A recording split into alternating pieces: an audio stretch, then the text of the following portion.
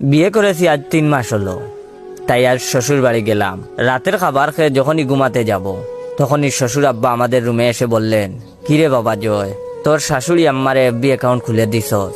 এখন তো দেখি সে আমার সাথে কথাই কয় না, তার সমস্ত সুখ দুঃখের কথা ওর ফেসবুকে বন্ধু বান্ধবদের শেয়ার করে।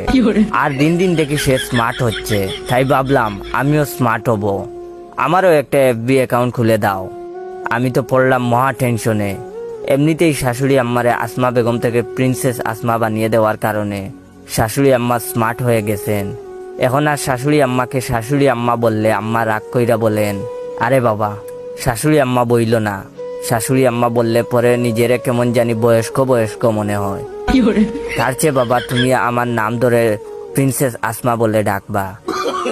আর এখন যদি শাশুড়ি আব্বারে আইডি খুলে দেয়, তাহলে শাশুড়ি আম্মার মতো তিনিও কুদ্দুস মিয়া থেকে রকিবাই হতে চাইবেন। আর বউ যদি শুনতে পারে শ্বশুর আব্বারেও আমি আইডি খুইলা দিছি, তাহলে বউ খুন্তি দিয়া পিটাবে।